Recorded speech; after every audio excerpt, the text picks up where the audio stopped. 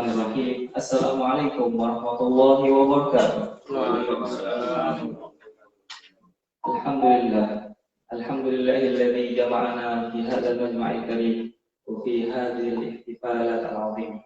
Jama'ana Allah wa iyyakum bi aqwal irtibat fi jahi sayyidina Muhammad sallallahu alaihi wasallam.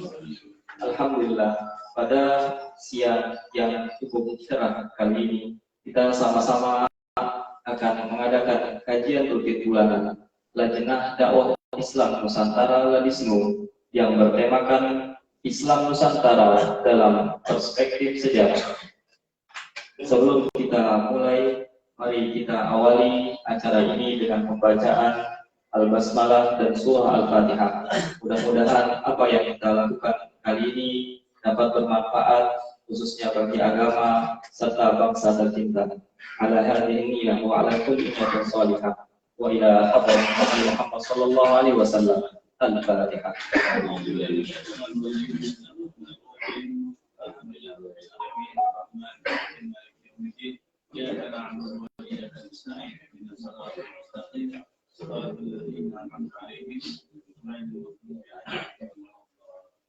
Amin ya rabbal alamin. Sebelumnya saya selaku MC memperkenalkan diri. Nama saya Rais Qoribillah akan membawakan acara pada kali ini yang mana susunannya pertama sambutan dari Ketua Umum yang akan dibawakan oleh Ayahanda Abi Agus Salim, dalam hal ini diwakili oleh Habib Umar Segaf. Kemudian selanjutnya diskusi yang dipandu oleh moderator, selaku moderator yaitu Kiai Haji Jamaluddin Hashim FHI.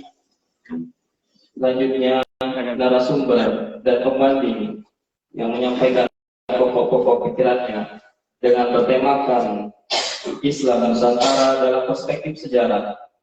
Yang menjadi narasumber pada kesempatan kali ini yaitu Dr. Kiai Haji Ahmad Baso, dan yang selaku menjadi pembanding Dr. Kiai Haji Fuad Tohari.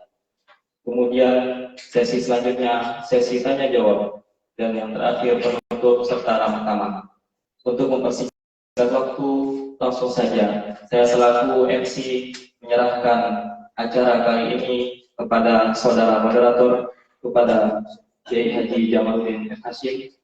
Oh iya, sebelumnya sambutan dari Ketua Umum Ladisnu yang diwakili oleh Habib Umar Segaf, kepada beliau dipersilakan. Assalamualaikum warahmatullahi wabarakatuh. Bismillahirrahmanirrahim. Alhamdulillahirabbil alamin. Wassalatu wassalamu ala habibina wa habibi ilahil alamin Abul Qasim Muhammad al-Fatih lima ughliq wal khatim lima sabaq an-nasir al-haqq bil haqq wal hadi ila siratil mustaqim wa ala alihi wa ashabihi haqqa qadri wa miqdarihi al-'azim. Qala Allah Ta'ala rabbi shrah sadri wa yassir amri wa hlul 'uqdatam min lisani yafqahu qawli. Amma ba'd.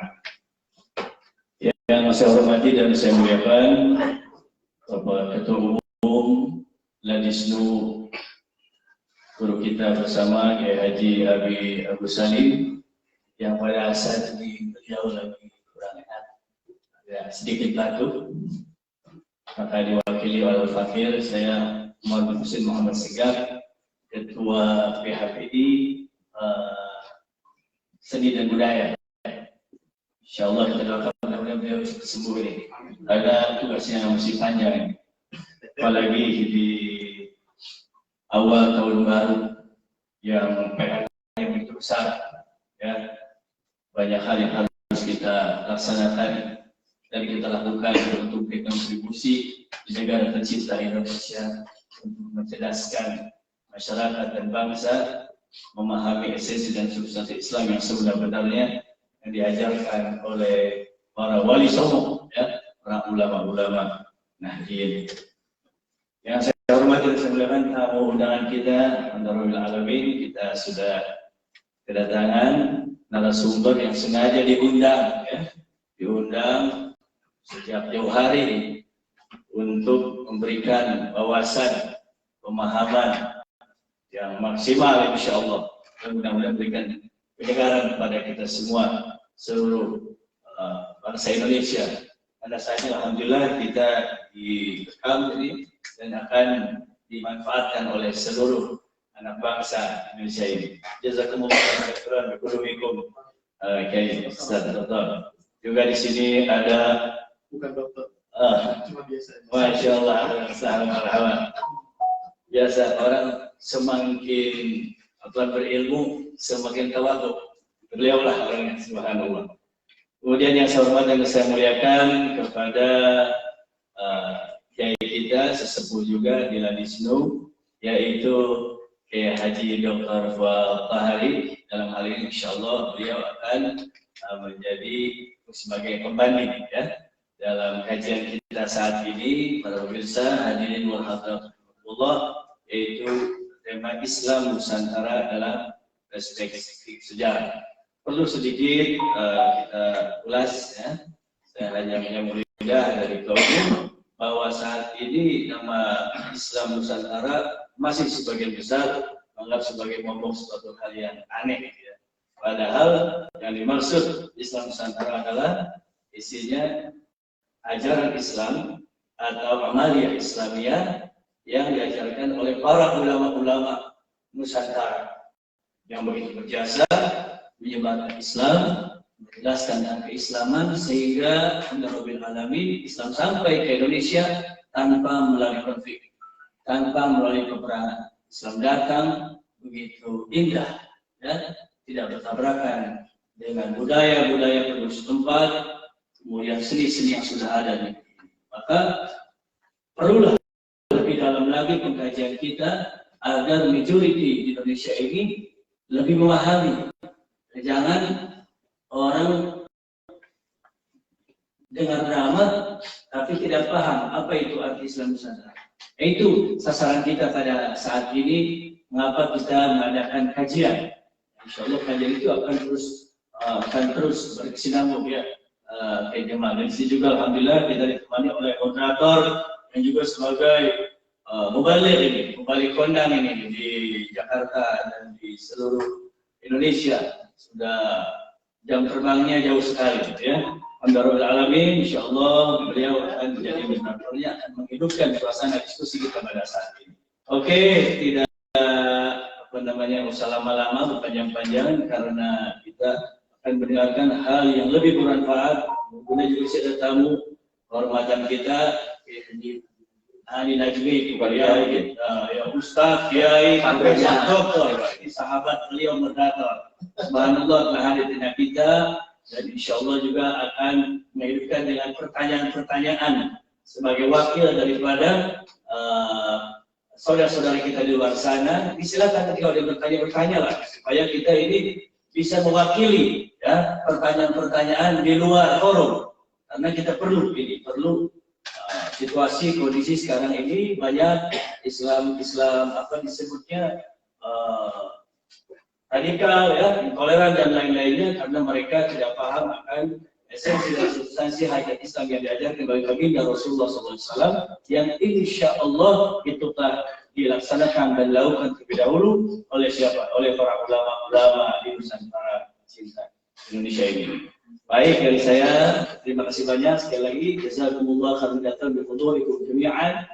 Insyaallah hudurukum tasyarrufum hadzal majlis wa bilad Indonesia. Jadi saya terima kasih banyak. Allahul muwaffiq ila aqwamit thariq. Wassalamualaikum warahmatullahi wabarakatuh. Waalaikumsalam. Terima kasih kami haturkan kepada Habib Umar Asegaf selaku mewakili sambutan dari Ketua Umum. Untuk mempersingkat waktu, langsung saja kami serahkan acara ini kepada saudara moderator yaitu di Jamaluddin M. Hashim MHI. Kepada beliau dipersilakan. Assalamualaikum warahmatullahi wabarakatuh. Waalaikumsalam. Bismillahirrahmanirrahim. Alhamdulillahirabbil alamin. Wassalatu wassalamu ala asyrofil anbiya'i wal mursalin sayyidina Maulana Muhammadin wa ala alihi wa sahbihi ajma'in. Yang sama kita muliakan Ketua Umum Ladisnu Haji Prandes Satu Salim, para wakil ketua ini yang tadi sambutan di mana Umar bin Usis Segar dari Bandung, jauh dari Bandung. Kemudian wakil ketua juga ini pembicara kita, Dr. Ki Pulakari, juga ada beberapa wakil ketua yang lain, Pak Sekjen, Pak Dharma, Yai yang insinyur, Yai yang insinyur. Tamu kehormatan kita, narasumber kita, doktor, meskipun tadi mungkin dokternya Hasek. Dokter humoris kau. Nah, humoris Hasek. Kalaupun beliau belum dokter, maka beliau real dokter. Karena karyanya banyak dan ilmuwan juga. Sedangkan yang dokter dari kampus kadang-kadang nggak punya karya tulis, jadi salah ngajar saja. Jadi benar-benar beliau ini yang masuk saya kenal betul dari muda, dari masih PTN, di PRI, beliau di Libya, di Jakarta Selatan, sama teman-teman yang sekarang sudah pada jadi orang semua. Alhamdulillah yang Baso ini konsisten dari dulu sebagai ilmuwan, peneliti, tidak pernah mendengar saya jadi caleg, pernah jadi cagup, apalagi capres, tidak pernah. Beliau ini istiqomah. Makanya kalau kata Ki Andi, ini satu lagi yang kita hormati, Ki Andi Najmi, ya, sudah beruban banyak, mungkin sudah calon presiden juga, amin besok. Alhamdulillah, para hadirin sekalian, diskusi ini agak terlambat dari waktu yang sebenarnya. Kami juga mengucapkan salam takzim kepada pimpinan Islam Nusantara Foundation, barangkali menyaksikan di media sosial, juga dari Isminu maupun dari P3MI. Menyatukan salam silaturahim. Mudah-mudahan kita bisa bikin program bareng-bareng nanti ya. Ini ada Dr. Nul Irfan, alhamdulillah bisa duit. Jadi di Ladis ini banyak dokter juga ya. Alhamdulillah. Para kiai sekalian yang saya hormati, diskusi kita agak sedikit terbatas waktunya karena setengah 4 tidak kita selesaikan. Tapi kita harapkan ya meskipun sedikit tapi berbobot. Gitu ya. Pertama, kita ingin ketika kita berhimpun di dalam majlis ini, orang kemudian bertanya, apa itu Islam Nusantara? Kenapa Islam Nusantara? Karena yang berkembang opini sebagian masyarakat, ada opini-opini yang negatif, yang itu memang disuarakan dengan sangat kencang oleh beberapa pihak bahwa Islam Nusantara itu adalah proyek pendangkalan agama, bahkan dituduh aliran baru, bahkan dituduh agama baru.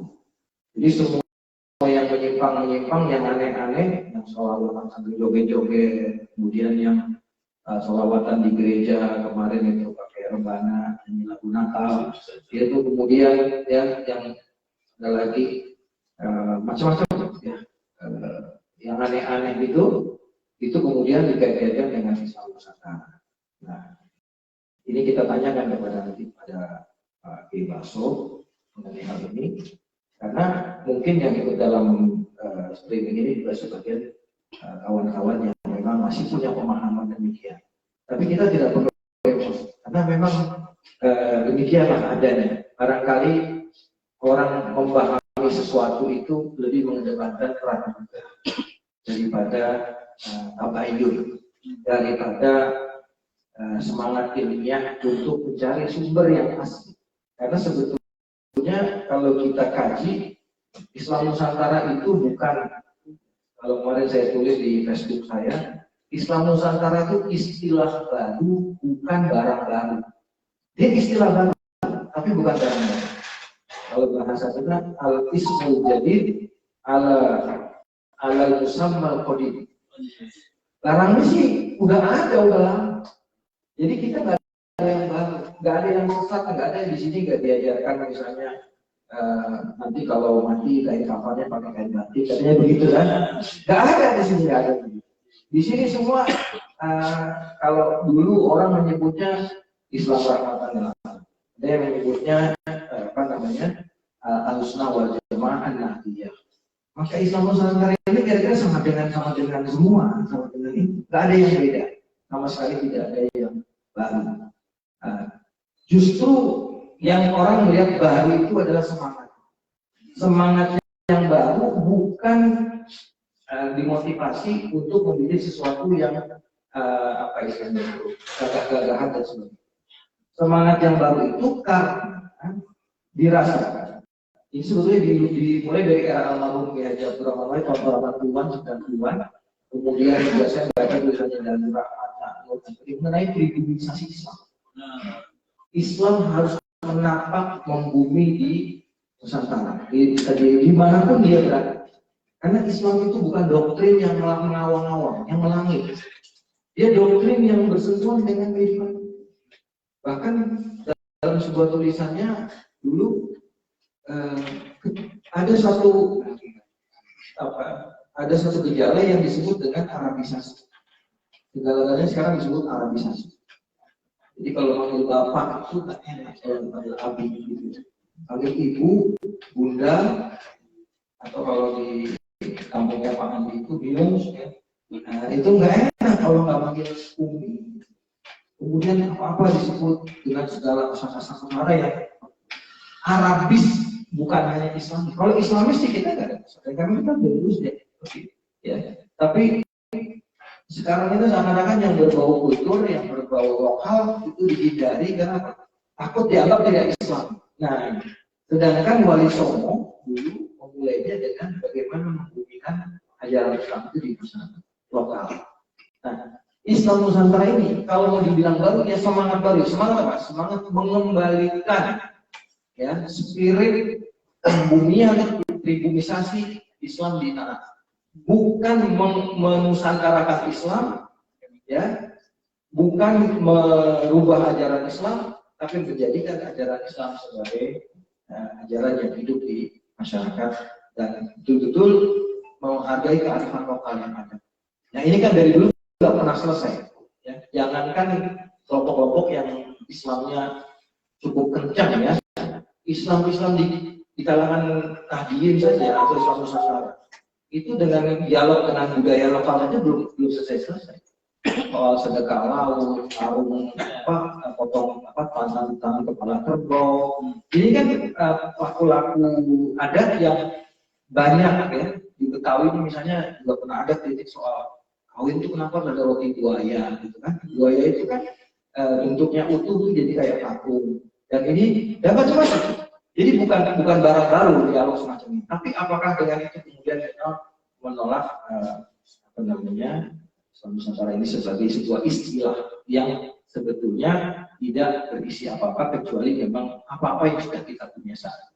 Maka dalam kesempatan ini kita minta Kiai Muhammad Baso sebagai peneliti yang sangat mendalami, kan beliau ini sangat mendalamnya, ya, sampai saya tahu beliau sangat ahli dalam kajian naskah Nusantara dengan bahasa-bahasa asli, ya, dan sebagainya. Ini luar biasa beliau ini. Sebelumnya saya bacakan dulu profil beliau. Beliau lahir di nama Kiai Muhammad Baso, lahir di Makassar 14 November 1971. Tinggalnya di Ciputat, pernah jadi santri di An-Nahdhah Alo, Makassar. Ya, jadi kalau di Jawa beliau namanya Kiai, kalau di Makassar namanya Andre Guluta, ya gitu ya, Andre Guluta Muhammad Baso. Libya, dulu ketemu saya juga di Libya, kemudian di STF Griarkara, nah juga kita sangat penduluan ya, di STF Griarkara. Kemudian pernah jadi wartawan tahun 94, kemudian di Lapas Jamedu, peneliti di LP3S, kemudian di Desantara, ini juga itu yang didirikan, kemudian di ICRP, Indonesian Conference for Religion and Peace, kemudian juga pernah menjadi komisioner Komnas HAM tahun 2007-2012. Kemudian wakil ketua Lapesdam PBNU. Lapesdam sebetulnya udah lama beliau di Lapesdam. Kemudian dosen pasca sarjana Islam Nusantara di Tainu, Jakarta. Sekarang Indonesia ya. Kemudian dosen pasca sarjana di Istika Al-Qayyid Bulu-Bulu, kampung Pak Abdus Bulu-Bulu. Kemudian dosen Mahat Ali Sa'adus Siddiqiyah. Kemudian founder, nah ini sekarang beliau founder madrasah online kajian manuskrip Islam Nusantara, disingkat POKMEN.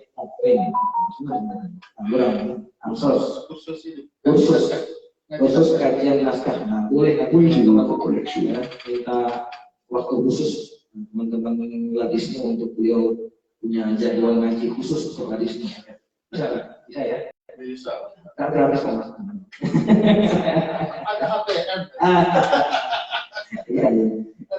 Iya. Nanti beres kalau Beres. beliau juga menjadi pembicara di forum internasional, pernah di konvensi agama internasional menjelaskan toleransi di Stuttgart, Jerman, pernah di Glasgow, Prancis, di Amsterdam, Belanda. Karya tulis beliau ini ada banyak, ini ada ditulis di sini ada hampir 10 tulisannya. Yang sangat menjadi rujukan itu adalah tentang Islam Nusantara. Kan Islam Nusantara itu ada beberapa yang baru volume 1 ya, Islam Nusantara ya. Iya, Volume 1 ya. Nah ini nanti kapan-kapan kita baca buku ini. Karena ini mungkin karena diskusinya pendek, kita selayaknya pandang tentang Islam Nusantara dalam perspektif sejarah. Apakah ini satu produk sejarah atau bagaimana?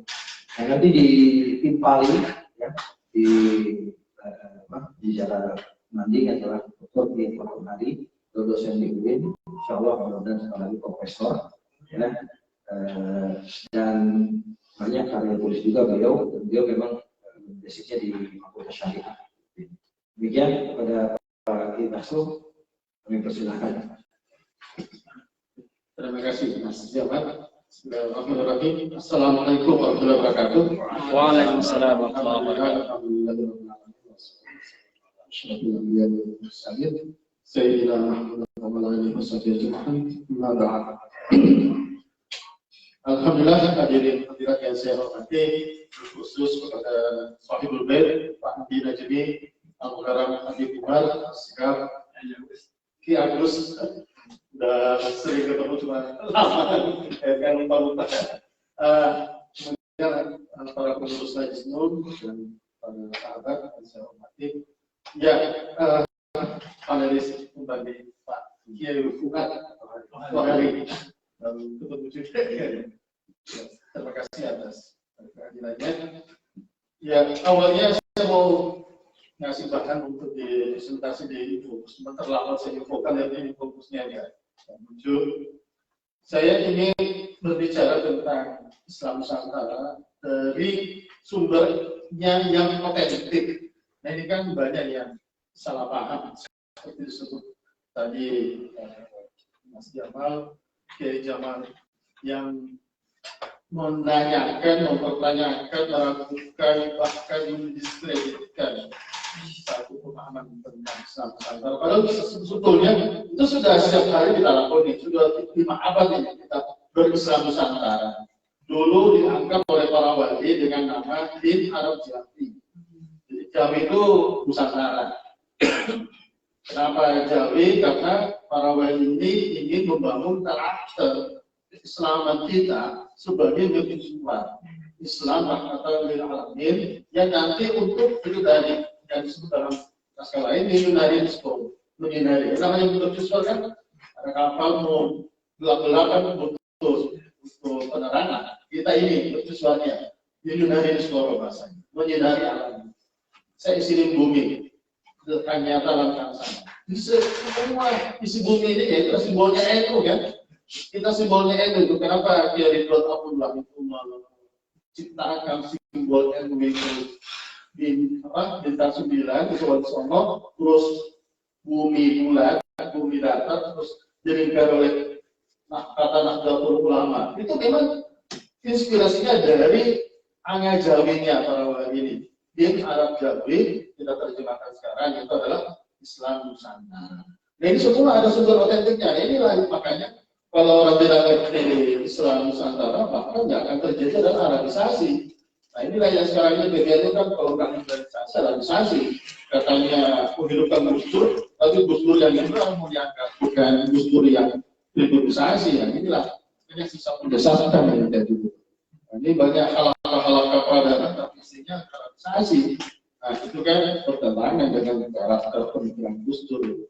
Nah itu kan isinya kita ini seandainya kita akan merintis kembali ini underground movement nih, pasti finalisme ini. Jadi saya tadi bagikan kantornya parkirnya susah saya cari, tapi insya Allah tinggal nyebrang kali ini. Ya, Masjid Istiqlal. Tahun depan kita akan diskusi Islam Nusantara bukan lagi di sini, sudah jadi Masjid Istiqlal. Nah, ini harus jadi semangat ini. Masih saya tinggal atur kepanitiaannya ini. Jadi kita bikin undergroundnya mulai dari sini pijakannya. Insya Allah kita akan tahun depan ketemu lagi untuk sana. Tinggal ngatur bagaimana ganti imam besarnya. Iya, pelantikan juga di situ. Ya, oh iya pelantikan di situ. Pas betul kan? Iya, nanti setelah itu bukan cuma di ruang itu, di bawah itu juga harus di atas itu supaya benar-benar itu tadi bersuara ini Islam Nusantara itu baru namanya benar-benar dahsyat ini. Apalagi ada HPS kan gampang lah, tinggal beberapa kali. Nah ini saya mau gambarkan satu super authentic itu. Nah ini satu naskah pegon ini dari riwayatnya Maulana Hasanuddin Banten. Ini sudah disalin berkali-kali, ada sanad yang sungguh di sini dikatakan Anggadu Maulana Hasanuddin, Katibal Kamalin, Maulana Yusuf dan seterusnya sampai ke bawah, sampai ke Raja Ratu Bagus Muhammad Saleh itu tahun 1724. Nah itu ditulis sampai tahun itu. Nah ini sanadnya jelas. Kalau Maulana Hasanuddin berarti dari bapaknya Sunan Gunung Jati, Syarif Hidayatullah, terus Sunan Gunung Jati dari dulunya jadi Sunan Ampel. Ada satu riwayat menyebut Sunan Ampel ditanya oleh seorang sahabatnya dari Arab, namanya Syarafuddin, Syekh Syarafuddin. Ditulis dalam bahasa Jawa, dialognya dalam bahasa Arab, tapi ini ditulis dalam bahasa Jawa. Wong pun itu kan, Anda ini orang apa? Padahal tidak tahu tampan-tampannya Kanjeng Sunan Ampel kan ya mirip Habib Umar lah. Udah tahu benar orang, tapi nggak mengagetkan. Justru adalah jawabannya Kanjeng Sunan. Hamba wonja. Ini sangatnya riwayat Maulana Hasan. Beliau tidak mengatakan hamba wong Habib, hamba wong saja, hamba keturunan Rasul, keturunan Nabi ini. Enggak. Tapi beliau dengan rendah hati menyebut hamba wonja, merinding. Jadi sangatnya NU itu bola dunia sampai rahmatan lil alamin bintang 9 dan bintangnya ada satu besar. Sangatnya jelas dari Kanjeng Sunan Ampel. Sangatnya kita berkebangsaan Islam Nusantara jelas. Jadi ini sebuah dokumen yang pernah diangkat oleh satu ulama Ampel. Waktu haul 1 tahun wafatnya Syekhuna Khalil Bangkara tahun 2005, waktu mau mendirikan NU waktu itu. Nah, ini yang mestinya harus tahu sejarah ini karena banyak yang terlupakan. Untuk kayak Ashab waktu itu cerita tentang Kiai Ampel ini membawa naskah ini dan diangkat. Ini sebabnya NU harus berdiri karena waktu itu kan para ulama masih ragu-ragu. Apa gunanya kita bikin NU? Kok sudah ada ormas Islam banyak ini. Apa saja bikin ormas baru gitu? Karena ulama Ampel ini justru NU harus berdiri karena kita menjalankan amanahnya Kanjeng Sunan. Banyak ormas berdiri tapi kiblatnya ke sana, ke Timur Tengah atau ke Londo. Tapi kita belum ada yang membangun ormas Islam dari Nusantara tapi dari Disporo. belum ada. Waktu itu ormas semuanya agen-agen ya, agen Timur Tengah atau agen London. Tapi kita, kata ulama Ampel, kita belum ada ormas yang akan hadir membawa Nusantara ini, hanya Jawi ini, Ambon Jawi, sebagai rahmatan lil alamin. Nah ini NU harus. Makanya itu simbolnya bukan matahari. Karena suatu saat matahari itu akan gerhana. Tapi simbolnya bumi. Karena kita akan itu tadi. Lilunari miskoro sa'isilin bumi, rahmatan lil alamin. Bercusuarnya. Nah inilah sanadnya kata ulama. Langsung sedang itu tambah yakin para ulama. Oke, kita bikin Nahdlatul Ulama. Nah, dari mana saya bertanya-tanya, dari mana Kanjeng Sunan ini belajar mengajar? Beliau kan asli kan, baik. Meskipun ibunya Putri Campai, bapaknya Syekh Renus Moro, terus kakeknya adalah Syekh Jumadil Kubro atau Syekh Jamaluddin Hussein. Nah, ini yang saya mau ceritakan, kakeknya. Yang makamnya ada di Osora, di sana Bugis. Bukan di Mojokerto, tapi di Wajo. Dulu Gus Dur 2 kali ke sana. Nah, ini saya bikin petanya, peta jaringan besarnya Syekh Jumadil Kubro. Ini yang garis merah ini. Nah, yang hitam ini, ya ini nenek moyangnya Habib Umar.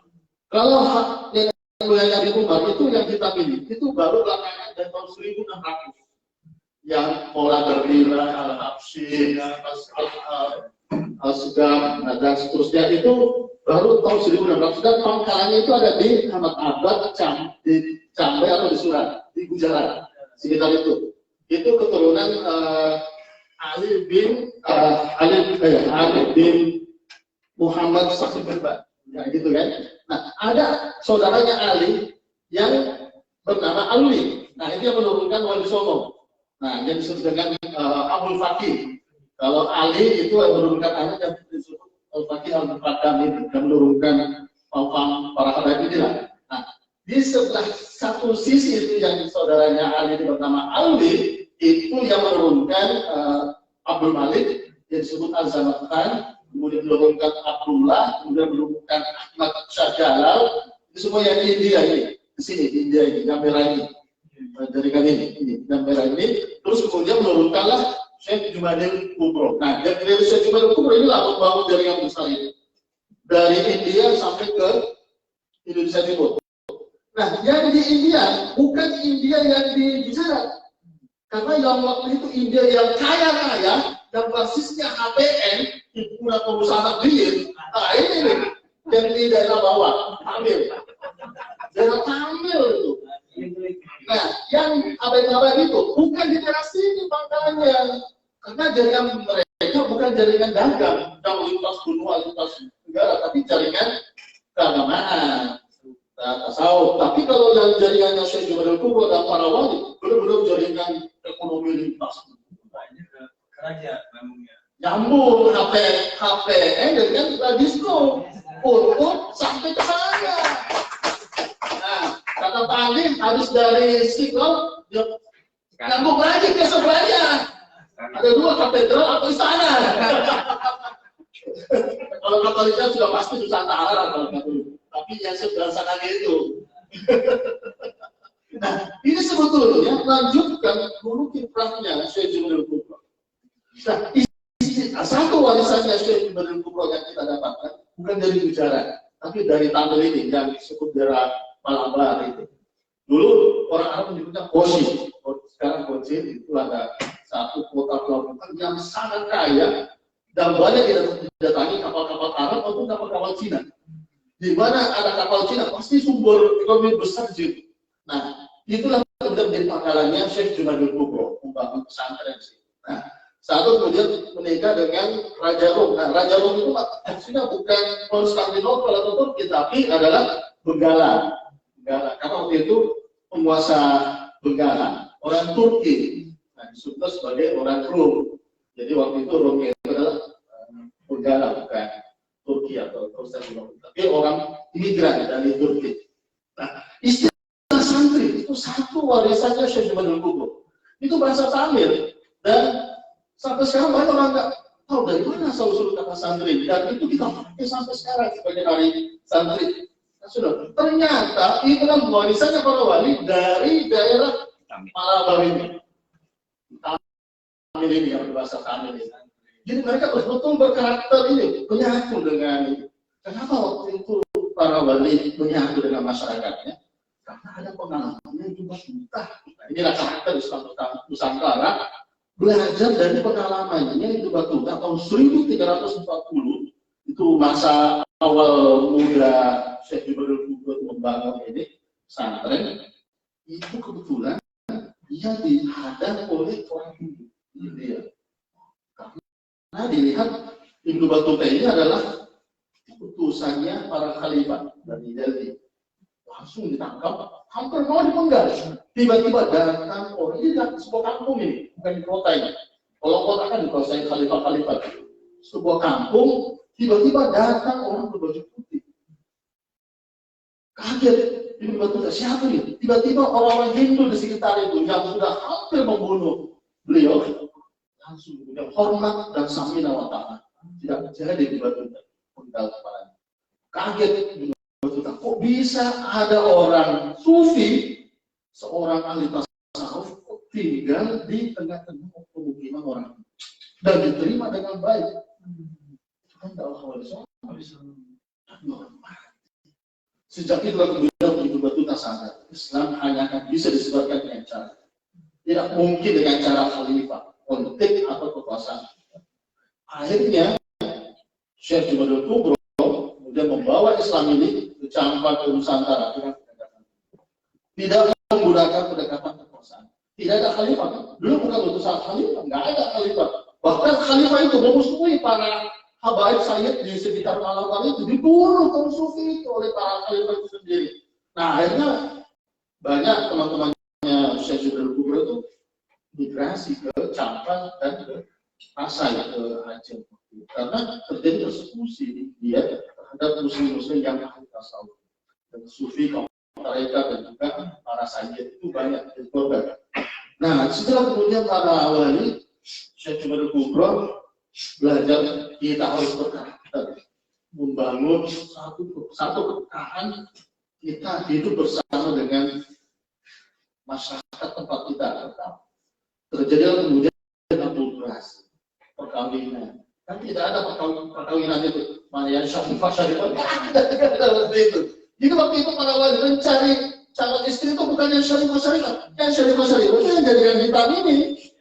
Tapi yang merah ini adalah mencari yang penduduk lokal. Jadi bukan syarifah. Iya, supaya membawa benar. Nah, yang membawa baru belakangan yang 1600 itu, yang keturunannya Ali itu, yang sampai ke bawah itu. Nah, inilah kemudian terjadikan perbedaan cara dakwah kan, dakwah wali songo yang cara Syekh Jumadil Kubro yang merah ini, dan cara dakwah generasi yang baik yang datang belakangan dari gelombang kedua tahun 1900 ke atas.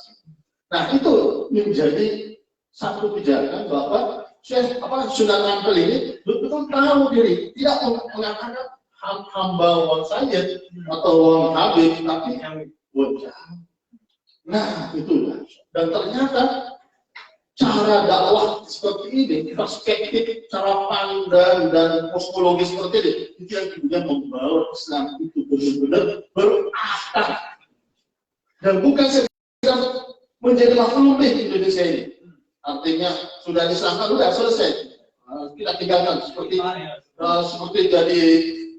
Jawa Tablik, setelah itu Jawa Tablik, tidak ada. Para wali itu bukan Jawa Tablik, tidak ada keliling-keliling. Justru tinggal di satu tempat, langsung di situ juga wafat dan meninggal dan mati dari situ. Tidak ada yang kita diwakafkan ke sana lagi kembali ke Hadramaut, tidak ada. Atau tanah Mekah dan Madinah, tidak ada. Justru di tempat mereka wafat dari situ dimakamkan. Bahkan di disebut justru di sinilah kata para wali, ada banyak naskah menyebut inilah yang disebut tanah yang berberkah, al-ardul mubarak. Nah, ini pendekatan tasawuf. Jadi para wali itu kalau ngaji kepada satu guru itu dikasih tanah. Jadi seperti ceritanya Sunan Giri ketika ngaji ke Syekh Maulana Ishaq, saudaranya bapaknya Sunan Ampel. Dia Jadi sudah Bonang, sudah diri, jadi ke Syekh Maulana Ishaq. Setelah pas mau pulang dikasih tanah, kamu bawa tanah ini, cari satu tempat yang tanahnya harum. Dan pas dicium itu aromanya bagus, hangat dan harum. Setelah kamu bangun pesantren dan setelah kamu nanti lebih bagus. Setelah nanti menjadi tanah yang berberkah. Dan banyak cerita dari naskah Melayu misalnya dari Banjar menyebut ada pedagang dari India. Ini jaringan Tamil ini yang menjadi pangkalannya Syekh Subhadil Kubro disebut mau datang ke Nusantara. Dipesan oleh kakeknya cari tanah di suatu tempat yang tanahnya itu seperti itu tadi, seperti yang dipesankan oleh Syekh Maulana Ishaq, harum, hangat, dan itu yang berberkah. Nah itulah kemudian sampai ke suatu tempat ternyata temukan tanah itu, ternyata itulah tanah yang berberkah. Dan disitulah kemudian Islam menjadi tumbuh, menjadi kekuatan. Bukan sekedar kita itu menjadi makhluk setelah itu selesai, enggak. Mereka kemudian menjadikan Nusantara ini sebagai kiblatnya Islam di dunia. Itulah kemudian yang disebut oleh para wali, para penulis murid-murid para wali sebagai Angajawi, bernusantara. Jadi setelah Sunan Ampel mengatakan hamba Wonjawi, proses menjadi hamba Wonjawi ini itu yang disebut oleh naskah-naskah di Jawa dengan Angajawi. Nah, naskah Bali juga ikut Ajawi. Lebih hebat lagi naskah Bali, meskipun Hindu ini.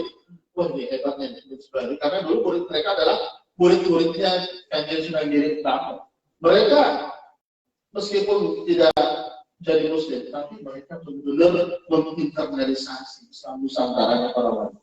Apa itu? Bahwa para wali yang datang ke Nusantara ini itu sama-sama hamu peti tanah Jawi. Jadi ini level tertinggi kan ini, membawa Islam, tapi tujuannya adalah mengangkat, membuat bukti, sakti, hebat, daya Nusantara ini. Hamu peti tanah Jawi.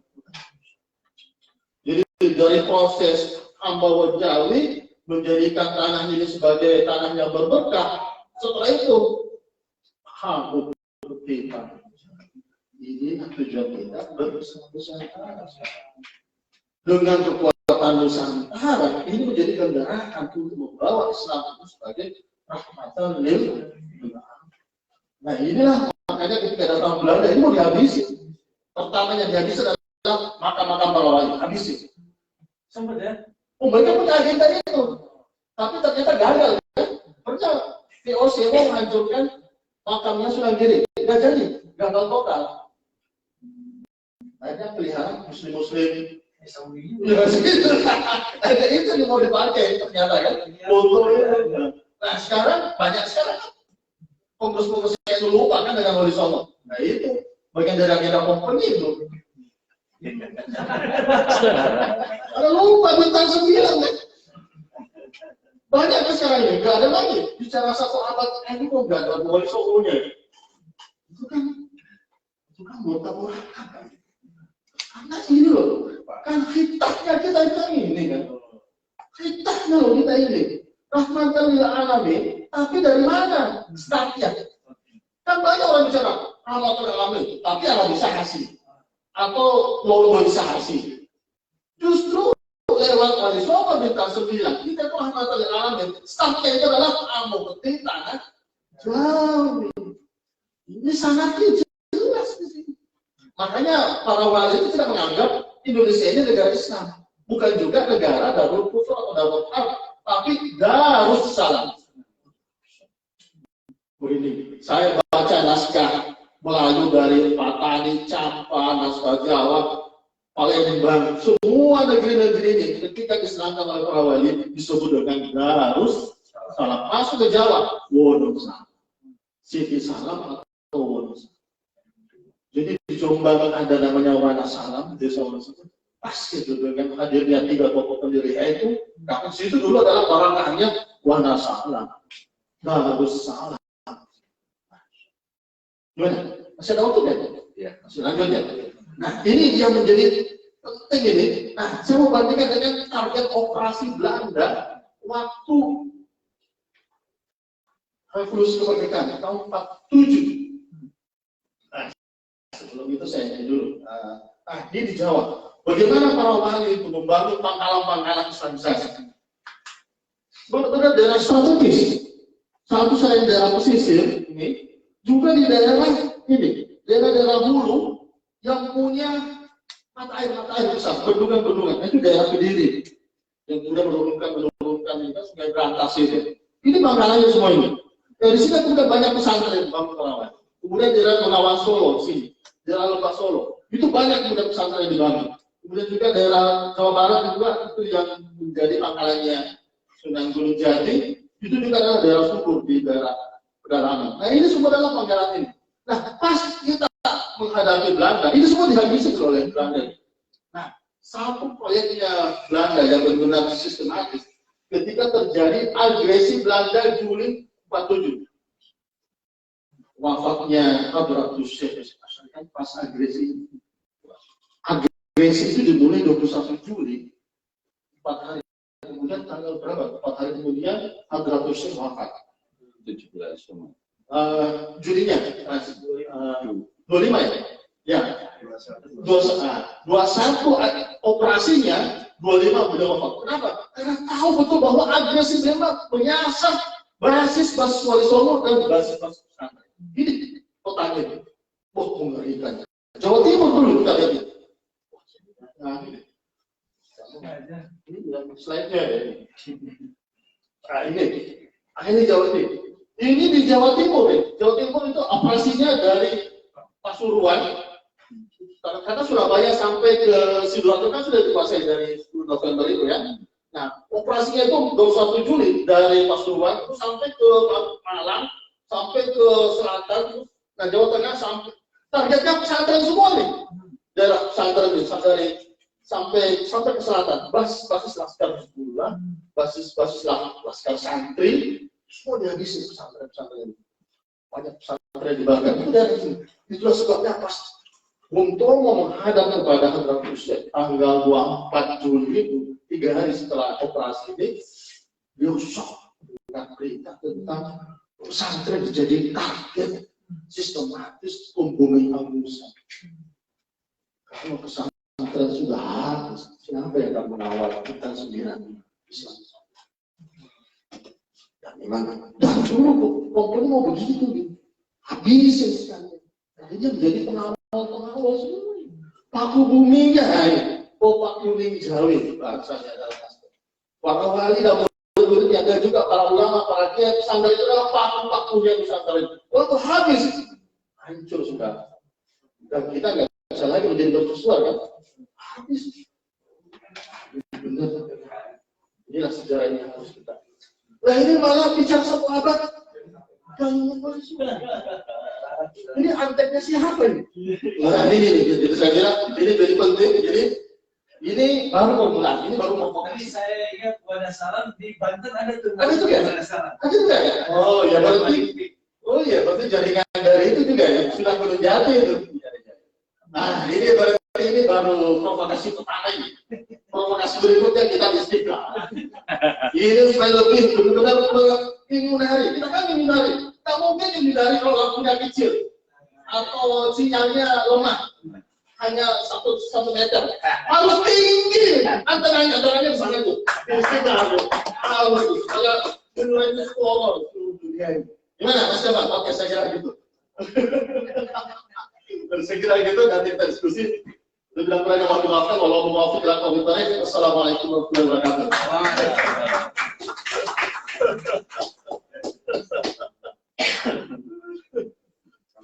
Kalau ilmuwan basisnya itu jadi provokasi.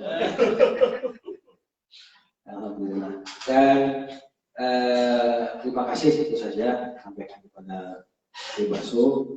Memang aspek historis ini menjadi kunci. Yang tadi disebut, kenapa pesantren mau dibakar, kenapa mau dianggap, karena mau dibuat historis. Supaya Muslim Indonesia tidak kenal akar sejarah. Nah, maka kerja kita adalah tadi menyambungkan lagi benang yang putus atau yang sudah diputus atau yang sedang diputus ya, oleh berbagai macam gerakan dari yang ada di kita. Maka kesadaran sejarah ini sangat penting. Karena jangan berislam tiba-tiba tahu Quran, hadis, takbir, Allahu Akbar, tidak tahu bagaimana ajaran daul-daul kita, bagaimana masyayikh kita mengajarkan. Karena ini tentu saja PR kita yang sangat besar. Mudah-mudahan tadi mercusuarnya makin tinggi, yang disponsori Pak Abi Najmi, insya Allah bisa kita geser ke Istiqlal lagi, kita nanti menara di atas. Silakan Ibu Ad untuk menanggapi. Assalamualaikum warahmatullahi wabarakatuh. Waalaikumsalam warahmatullahi wabarakatuh. Bismillah, alhamdulillah, salatu wassalamu ala rasulillah. Sebetulnya saya diminta menanggapi Kiai Baso itu sebenarnya ibaratnya gajah lawan semut. Saya sadar diri keahlian saya bukan di situ. Tapi kalau ngomong fikih, ngomong hadis boleh. Tadi nyinggung masalah India. Sebetulnya jaringan ulama Indonesia dengan India itu posisinya di India bagian selatan, yang disebut daerah Malabar tadi. Ya, yang ngarang Fathul Mu'in, Syekh Zainuddin Shogir, kemudian kita Irsyadul Ibad sama Hidayatul Atiyah kakeknya, yang namanya juga sama Zainuddin, sehingga kemudian yang Zainuddin kakeknya disebut Zainuddin Kabir. Itu juga tinggalnya di India bagian selatan, di Malabar. Malibari itu nisbat kepada Malabar. Saya pernah ke India Selatan, daerah Kochi, Chennai, Hyderabad, tapi belum sampai ke tengah atau bahkan sampai ke utara. Pengennya tahun ini ke tengah atau ke utara, ke Nepal, baru lalu menjelang sampai ke Himalaya itu. Nah, kalau kita sudah sampai sana, bisa cerita bagaimana persambungan dakwah Islam melalui jalur laut, dan kemudian dakwah Islam melalui jalur tengah, jalur sutra. Titik temunya di mana dan kapan peristiwanya itu bisa diceritakan. Tapi kembali kepada konsep Islam Nusantara. Semuanya kalau orang itu dengar ceramahnya Kiai Baso, pasti mereka nggak ada yang berani memfitnah Islam Nusantara. Pokoknya kalau yang jelek-jelek selalu itu produk Islam Nusantara. Padahal yang kita sendiri juga akan setuju baca sholawat di gereja bahwa Islam Nusantara ini menjadi satu bagian dari warna Islam, kita harus mengakui. Dan tentu lahirnya Islam Nusantara dia jauh sebelum kita lahir. Maka aneh kalau di MUI itu pimpinannya mengakui Islam Nusantara, tapi justru ada MUI yang menolak Islam Nusantara, bahkan dianggap bid'ahnya itu melebihi bid'ah yang dilakukan para iblis. Saya sebut salah satu MUI yang sampai sekarang menolak Islam Nusantara. Dari tingkat wilayah sampai tingkat kabupaten. MUI mana ya? Sumatera Barat. Maka sekali-kali nanti Kiai Baso kita ajak ke sana. Buku saya malah justru bedah di Padang gak ada masalah. Nah, saya yakin kalau mereka mau belajar dengan serius, mengedepankan intelektualitas, bukan emosi, bukan nafsu, pasti. Secara intelektual pasti. Iya. Nah, persoalannya problemnya gimana cara kita menyadarkan kelompok-kelompok yang selama ini memfitnah Islam Nusantara. Saya mau nanya Kiai Baso, karena saya juga belum menemukan formatnya. Saya sudah mencoba mendekati dengan cara wirid tirakat. Ya ketika itu satu ruangan bisa diam, siram bisa. Tapi kurang ya lagi ngerasani. Apa wiridnya yang kurang mandi atau logika yang kita bangun yang sempurna? Harus istrinya 2. Jadi saya kira yang dijelaskan di bahasa gimana caranya menyadarkan kelompok-kelompok yang selama ini anti Islam Nusantara. Bahkan ada YouTube isinya kesimpulan Islam Nusantara lebih jahat daripada itu. Kan kebangetan itu, gobloknya yang kebangetan. Saya kira lagi sebelum nanti ke depan bisa lebih mengembangkan dialog-dialog seperti ini. Dimulai mungkin tepatnya pindah ke Istiqlal dulu. Di sana nanti ada banyak medsos yang menyebarkan kemana-mana dan bisa kira bisa membuka tabir kegelapan mereka yang selama ini masih mencaci maki Islam Nusantara. Saya kira seperti itu. Saya nggak bisa memberikan lebih banyak. Nggak mungkin gajah dilawan dengan semut, meskipun satu kandang pasti kalah. Jadi saya kira apa yang disampaikan Kiai Basir tugas kita adalah melanjutkan lagi sehingga para mungkiri Islam Nusantara itu segera diberikan hidayah. Saya kira itu. Terima kasih. Terima kasih Bu. Sebetulnya bisa dipakai dengan teknologi yang tadi kalau Bapak masuk dari sejarahnya, buat barangkali kita bisa tertemukan soal alamat dan sebagainya. Kalau dikaji lebih jauh, itu Azimadi Azra ya masuk yang dari jaringan ulama ya. Ya, tapi nggak sampai ke sini. Ya.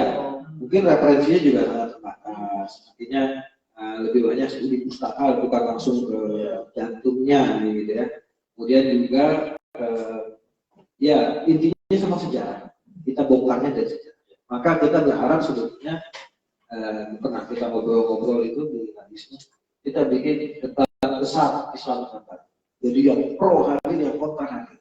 Supaya yang kontra kita tahu dasarnya itu apa. Karena saya beberapa kali mengikuti ceramah-ceramah itu, dasarnya itu adalah praduga, asumsi, tuduhan yang kemudian dikaitkan dengan misalnya literatur tentang ajaran-ajaran sesat yang seakan-akan Islam Nusantara iya ajaran sesat ini. Nah, itu ngelingnya itu dari mana? Ketika pertanggungjawaban ilmiahnya harus ada. Kalau pakai bahasa kan jelas ada pertanggungjawaban ilmiah. Nah, ini maksud saya, ini harus diluruskan supaya apa? Supaya kita jangan selalu larut dalam. Jadi seakan-akan Islam Nusantara ya tadi lebih jahat dari, padahal itu Islam yang maaf ya kalau kata kita kembali ke Quran dan Sunnah ansih itu yang lebih berbahaya. Karena itu jelas ulama-ulama sudah bicara bahwa tekstualisme dalam agama itu berbahaya sekali. Nah, dan itu yang melahirkan sekarang gerakan-gerakan yang menghancurkan. Ya kan? Islam Nusantara itu serusak-rusaknya kalau menurut mereka seperti itu. Ya paling cuma begitu. Gitu. Artinya tidak menimbulkan kehancuran apa-apa. Tapi kalau doktrin-doktrin yang kebalikannya justru ya tadi. Karena memang agenda kolonial dari dulu dan sampai sekarang itu memang dehistorisasi. Jadi supaya orang itu tergabung dari akar. Maka gerakan Salafi Wahabi itu selalu adalah anti ziarah kubur, anti baca maulid, karena itu sejarah. Semua yang berbau sejarah, termasuk literatur Islam klasik itu dihindari, shortcut ke Quran dan hadis.